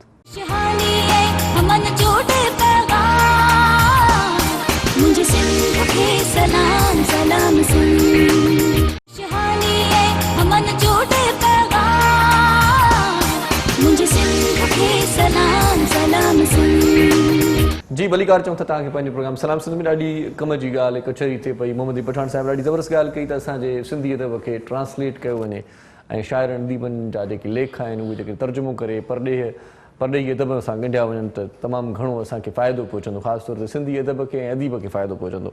सो कचहरी पंहिंजी जारी आहे। नईम अवान साहब बि गॾु आहे। नईम साहब 2 दोस्त आपस में मिले और एक ने दूसरे से कहा यार तुम्हारी ख्वाहिश क्या है, कोई ख्वाहिश बता दो। उसने कहा यार मेरी ख्वाहिश है कि अच्छी जॉब हो और तालीम हो, सेहत हो। उसने कहा बंदे यार ये तो तुम्हारा बुनियादी हक है, ख्वाहिश की बात कर रहा हूँ। तो हमें बुनियादी हक भी नहीं मिल रहा है यहाँ पे, तो ख्वाहिशें तो अलग है। बस वो बुनियादी हक इसलिए नहीं मिल रहा, उसकी वजह ये है कि हम अभी इस वक्त कौम नहीं है। जिन मुल्कों में कौमें होती हैं ना तो वहाँ बुनियादी हक के लिए जदोजहद करती हैं। 73 साल से कोई मेहमान आ जाता है तो गैस नहीं है, बस वो ये तो यही तो सर अलमी है ना। मेहमान आ जाता है, हालांकि अल्लाह खुश होता है मेहमान भेजता है, अल्लाह खुश होता है बेटी भी देता है, अल्लाह खुश होता है बारिश देता है, ये बोलना पड़ता है। लेकिन इस वक्त तो बात ये कि मेहमान आ जाए तो वो दुआ कर रहे होते हैं गैस चला ही जाए, जो आ रहा है ये भी चला जाए। तो मेहमान नवाजी वाली जो रवायत है वो तो अब रही नहीं है। दूसरा ये कि हम कौम नहीं है, हमें बांट के रखा हुआ है 73 साल से। एक तो 73 साल से हम सुन रहे हैं कि मुल्क जो है नहायत ही जो है वो नाजुक हालात से गुजर रहा है, और उसके बाद फिर कौम जहाँ नहीं होती है ना, जब बांट दिया जाता है तो वहाँ ये सूरत हाल निकल के आती है। कौमें खड़ी होती हैं, तरकी में कौम थी खड़ी हो गई, तो एक छोटे से एक मैसेज के ऊपर कौम पूरी खड़ी हो गई थी बर्दुखान के साथ। यहाँ तो सब बंटे हुए हैं, यहाँ बंटे हुए हैं। तो बात ये है कि अपना हक कैसे बगले, अपने हक पे कैसे बात करें। क्योंकि आप लाइब्रेरी की बात कर रहे थे, मैं क्योंकि वज़ीर आज़म साहब की याद आई, मैं 100 दिन के अंदर एक लाइब्रेरी PM हाउस को गिराऊंगा, उसको लाइब्रेरी बनाऊंगा। ये बात 100 दिन गुजर गए, कई 100 दिन गुजर गए, लेकिन लाइब्रेरी नहीं बनी। लेकिन चला गया वो भी था ना, भैंसों का बाड़ा नहीं। 100 दिन में अपनी लाइब्रेरी बनाऊंगा, फिर जो है वो गवर्नर हाउस को गिराऊंगा, उनको यूनिवर्सिटियां बनाऊंगा, تو پتہ نہیں پھر 100 دن کے اندر وہ غریب آدمی نہیں چھوڑے گا بغیر علاج کے, گاڑیاں بیچ دی, بھینسیں بیچ دی, لنگر خانے کھول دیے, ملک کے اندر انڈے, کٹے, مرغیاں, WCیاں, مطلب اس کے علاوہ اور ایک تو اور بڑا منصوبہ اور بھی دیا ہمیں اس ملک کے نوجوانوں کو. ابھی اچھے خواب تھے ویسے, مطلب وہ رات کو بھی سنائی دیتے تھے, انڈے, گرم انڈے. وہی نا آج میں کہہ رہا ہوں نا, اگر وہ انڈے کے جو منصوبہ تھا اگر وزیر اعظم صاحب کا عمل کرتے فلمی ماحول تھا, پورا فلمی ماحول برابر نہیں ہوتی ہے. آج انڈے اور مرغی کے ریٹ جو ایک ہوئے ہیں, انڈے کے اگر ہم کھول لیتے کارخانے تو ایک آخری منصوبہ جو ابھی اس وقت اس ملک کو انہوں نے دیا ہے وہ جو ہے وہ بھنگ کاش کرے گئے ملک نا. تو ملک کی جو نوجوان ہیں ان کو بھنگ کے پیچھے لگایا ہے اور اس کو حقیقی طور پہ ریفارم کر کے وہ ہمارا بھی بھنگ پی کے نا اس ملک کے اوپر جو گھوم رہا ہوگا اور جھوم رہا ہوگا. تو یہ منصوبے جو ہمیں ملے اس ملک کے اندر, جب منصوبے اس قسم کے ملتے ہیں نا تو ارشاد بھی پھر بات یہ ہے کہ آپ کی جو ایکسپیکٹ کر رہے ہوتے ہیں وہ آپ کو نہیں مل پاتی ہیں. تو اپنی حقوق کے لیے ہم اور آپ کو سب کو جو ہے وہ مل کے جو ہے وہ جدوجہد کرنی ہے. لیکن یہاں کچھ صورتحال بالکل جو ہے وہ کسی کو نہیں سمجھ آ پا رہی ہے. عوام اس وقت پریشان ہے. اس وقت اب باہر نکلیں اور بات یہ ہے کہ لوگ جو ہے وہ ٹھیک ہے چینج چاہتے تھے, اور میں آپ یقین کریں ابھی جو صورتحال بتا دیں, پی ڈی ایم کا کیا مشن ہے, کہاں تک جانے کا ارادہ ہے؟ پی ڈی ایم مالاکنڈ میں بھی جلسہ ہوا, ریلی ہوئی, کبھی کبھار یہ ہوتا ہے کہ مریم صاحبہ نہیں آتی, کبھی بلاول صاحب نہیں آتے, کبھی فضل الرحمان صاحب نہیں آتے جلسے کو خطاب کرنے, تو لوگ سمجھتے ہیں کہ شاید ٹوٹ پھوٹ کا شکار ہو گئی پی ڈی ایم. نہیں دیکھیں, اس سے پہلے بھی ماضی کے اندر جو تحریکیں چلی ہیں, اگر میں عدلیہ بحال کروں تحریک اگر میں بات کروں, عوام انہی جو اپوزیشن جماعتیں جو ہیں وہ نکلی تو آپ کو پتہ ہے کہ چیف جسٹس جو ہے وہ بحال بھی ہو گیا. عوام جب پاکستان پیپلز پارٹی نے نکالی تو آپ کو بھی یاد ہوگا سر زرداری صاحب نے کہا کہ میں نے دودھ میں سے جو بال نکالتے ہیں نا, میں نے مشرف کو اس ملک سے ایسے نکالا. تو یہ عوام نکلی نا تو مشرف گھر چلا گیا تھا. اور ابھی بات یہ ہے کہ جو لوگ کہہ رہے ہیں نا عمران خان صاحب فکر نہیں کرو فکر نہیں کرو, یہی ہوں گی, یہ وہی لوگ ہوں گے جو کال کر کے کہیں گے بھائی عوام زیادہ ہے آپ گھر چلے جاؤ, زیادہ جو ہے وہ نعرہ لگا کے نا پاکستان جو ہے وہ کا جو ہے وہ ایک پڑھ کے نکل جاؤ آگے. تو عوام اس وقت تکلیف کے اندر ہے. آپ چاہیں کسی غریب سے پوچھیں, آپ پتارے والے سے پوچھیں, آپ اس وقت خاری سے پوچھیں, کسان سے پوچھیں, اس وقت صورتحال کسی کو سمجھ نہیں آ پا رہی ہے. لوگ اس وقت قرضوں پہ چل رہے ہیں, اور قرضہ ارشاد آپ کا بھائی 2 دن کوئی انویسٹ کرنے کے لیے تیار نہیں ہے کہ بھائی خواہ مخواہ انویسٹ کر دوں گا تو خواہ مخواہ معاملہ ادھر ادھر ہو جائے گا. کبھی کبھار کچھ بھی ہو سکتا ہے نا. انویسٹ تو دیکھیں نا یہاں تو صورتحال انویسٹ آپ کہاں کریں گے. اس وقت گاڑیوں کی صورتحال جا کے شو روم والوں سے پوچھیں ان کی کیا ہے. ریئل اسٹیٹ کا جو کاروبار ہے, پراپرٹی کا جو اس وقت بزنس ہے وہ ٹھپ ہے. پھر ٹریول ایجنسیوں کی بات کریں, آپ کہیں سوچتے نا کچھ کرنے کے لیے, آپ جب پرانے لوگوں کے پاس جاتے ہیں نا تو جا کے دیکھتے ہیں کہ وہاں صورتحال کے. میرے دوست نے ایک برطانیہ کے شہر کے اندر جو ہے وہ علاقے میں موبائل کی دکان کھولی, اور جب دکان کھولی تو بتایا میں نے اتنا جو ہے پاکستانی رقم لگا دی ہے, اور 2 مہینے بعد دکان بند کی. تو میں نے کہا دکان کیوں بند کر دی؟ بولا یار وہ دکان نہیں تھی جب میں نے دکان کھولی تھی, تو پھر مجھے بعد میں پتہ لگا یہ دکان کیوں نہیں ہے. کہا کہ نہیں آتا, تو پھر مجھے بعد میں پتہ لگا یہ دکان کیوں نہیں تھی. تو اس ملک کے اندر وہ ایک مثال دیتے ہیں. بچہ ایک چھوٹا تھا کہتا تھا ماں کیا تو روز دال بناتی ہے, کل دال, پرسوں دال, ہفتے پہلے دال, آج پھر دال. تو ماں کہتی بیٹا دال تھی تو بناتی تھی, تو دال بھی ختم ہو گئی ہے. یہ حکومت وہ آ گئی ہے, دال بھی ختم ہو گئی ہے. صحیح. پٹھان صاحب بھلا موبائل وغیرہ ہلائیندا आहियो पाण? जी साईं. छो त अक्सर आउं ॾिसंदो आहियां त अदीब जेकी शाइर आहिनि के घणे भाङे मोबाइल जे एप्लीकेशन्स मां वाक़ुफ़ न हूंदा आहिनि. मोबाइल जो भंडण भला सुठो आहे, सही आहे या न आहे सुठो अदीब शाइर जे लाइ? बिल्कुलु साईं, उहो त हुजणु खपे. मुंहिंजी सवेर ॻाल्हि हिकिड़ी आख़िरी पॉइंट मां उहा पंहिंजी मुकमल कयां. ईअं जीअं लाइब्रेरी मूं जेका आहे लाड़काणे जे जेको आर्ट काउंसिल खे ॾिनी, ऐं साईं अकबर साहिबु अचो त हिकिड़ो माण्हू मुक़ररु कंदासीं शाम जो 4 खां 8 ताईं. उहो जेको आहे माण्हू लाइब्रेरी खोलींदो ऐं आवाम ईंदो, उतां जा मेंबर ईंदा ऐं उहे पढ़ंदा. उहा लाइब्रेरी अॼु ताईं न खुली आहे. उनखे जेको आहे उहो 1.5 साल गुज़री चुको आहे. त लाइब्रेरी लाइब्रेरियूं बंदि न हुजणु खपनि. उहे महिरबानी करे उन पंहिंजे वाइदे खे पाणी जो अचण था मोबाइल ते. मोबाइल कल्चर जेको आहे उहो असांजे मुआशिरे में बिगाड़ जो वॾो सबबु बि बणियो आहे. जिते उन मां इल्म वारा चंद फ़र्द फ़ाइदो वठी रहिया आहिनि. दुनिया जा जेके आहिनि उहे किताब तव्हांजे बटण जे हेठां आहिनि. दुनिया जो आला क़िस्म जूं लाइब्रेरियूं तव्हांजे बटण जे हेठां आहिनि. त उते जेके आहिनि उहे अहिड़ा जेके आहिनि उहे असांजा नौजवान जेके फज़ूलियात मां मोबाइल जो ज़िक्र इन जे करे कयो त मां जेको शेयर ॿुधाइणु चाहियो था त मोबाइल में सेव आहे या किताब मां पढ़ो, त छो त आख़िरी लम्हा आहिनि प्रोग्राम जा, तव्हांजी शाइरी लाज़मी हुजे असांजे प्रोग्राम में. शेर जेकॾहिं त उहो किताब मां पढ़ो तॾहिं बि ठीकु आहे, मोबाइल में सेव अथव तॾहिं बि जी ठीकु आहे। साईं। हिकिड़ो त मां तव्हांखे ईअं ज़बानी ॿुधायां, पोइ उन खां पोइ वरी हिकिड़ो तव्हांखे ग़ज़ल ॿुधायां थो। जी जी जी जी। अञा त तरस का घड़ी, अञा त तरस का घड़ी, अञा त वेह को पहर, वाह वाह, अञा त तरस का घड़ी, अञा त वेह को पहर, अञा त दिलि भरी ना, अञा त ॻाल्हि ॻुझ जी वाह, चई ना कई ना, सच वाह पुछी त तो बिना वाह मन जे मालात जूं वाह गुल आहिनि रोशनियूं, वाह सुर न कोई साज़ आहे वाह ऐं न को आवाज़ आहे, वाह मौत जहिड़ी माठ आहे, वाह राति पोयां राति आहे, राति पोयां राति आहे। वाह वाह वाह, राति पोयां राति आहे साईं। ॻुझ जूं ॻाल्हियूं अञा कयूं ई न आहिनि। वाह वाह वाह साईं वाह, ॾाढो सुहिणो ख़्यालु हो इहो बि। हाणे साईं ग़ज़ल हींअर मां तव्हां तव्हांखे जेको हिकिड़ो ॿुधायो था शेर उहो ॿुधायां घाए थो। थी त न आई, तव्हांजे पंहिंजे किताब मां ई वरितल जी आहे। साईं। जी साईं। ग़ज़ल आहे हिकिड़ो, साईं इरशाद। निरड़ में गुंज बेज़ारी, निरड़ में गुंज बेज़ारी, ईअं थी यादियां पंहिंजी, वाह वाह निरड़ में गुंज बेज़ारी, ईअं थी यादियां पंहिंजी, ज़िबां तलवार दोधारी, ईअं थी यादियां पंहिंजी। इहो तव्हां असांजे लाइ त नथा चओ न साईं, असां निरड़ बाक़ी में ख़ुशि थिया गुंज तव्हां आहियो न त। तव्हांजे लाइ भाई, माना वेंदे वेंदे असांखे इहो तानो वयूं था वञो, निरड़ में गुंज ऐं बेज़ारी ईअं थी यादियां। तव्हांजे मुंहं निरड़ ते त जेका आहे उहा मुर्क आहे, तव्हांजे मुंहं ते मुर्क आहे। वाह वाह वाह वाह साईं। त शाइरी जूं कैफ़ियतूं आहिनि, हीअ का कंहिं ॿी कैफ़ियत में सही सही। ऐं कंहिं जेको आहे अहिड़ी बेज़ारीअ वारी कैफ़ियत मां सम्झंदो गुज़रंदे साईं, हुन पर जो मिड़ई इज़हार आहे। भोग मिड़ई।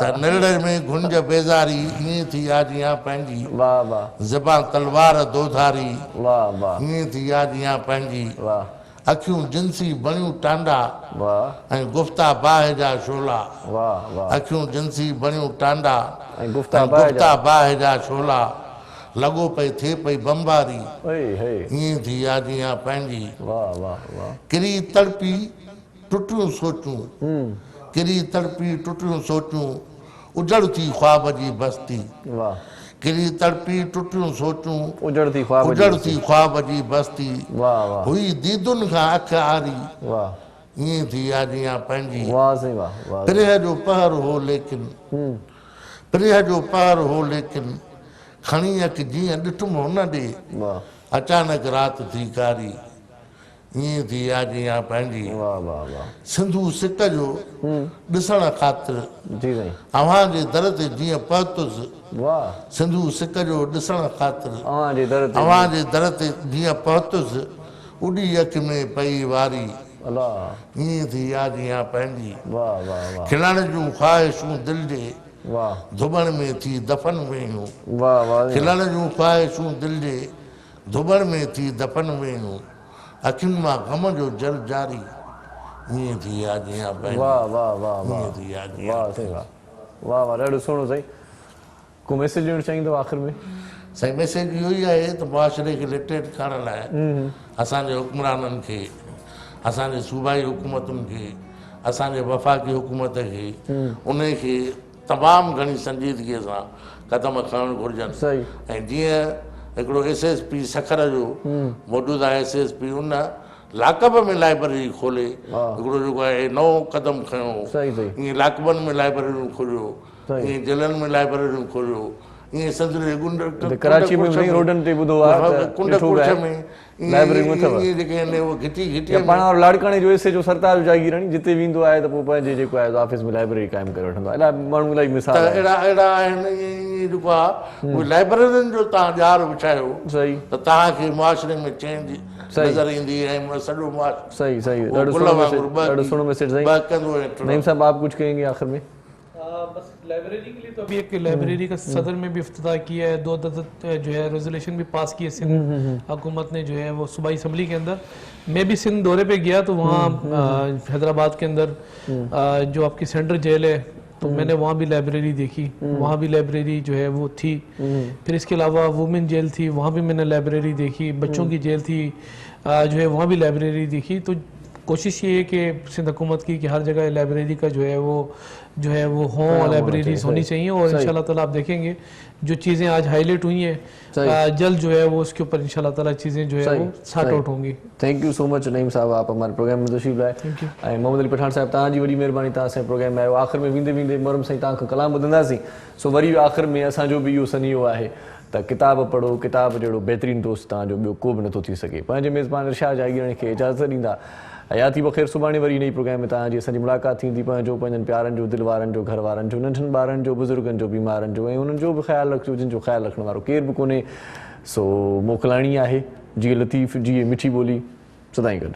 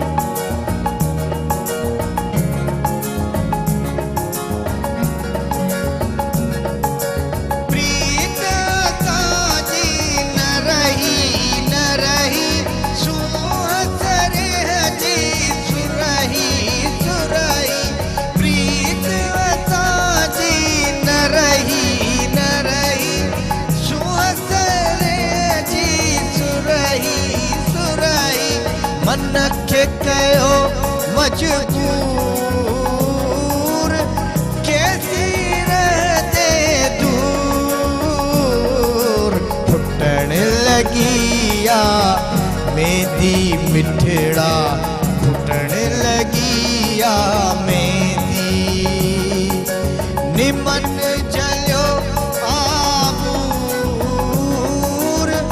कैसी रहते दूर फुटण लगिया मेंदी मिठड़ा फुटण लगिया मेंदी फुटण लगिया मेंदी मिठड़ा फुटण लगिया मेंदी निमन जलियो आबूर कैसी रहते दूर फुटण लगिया मेंदी मिठड़ा फुटण लगिया मेंदी फुटण लगिया मेंदी मिठड़ा फुटण लगिया मेंदी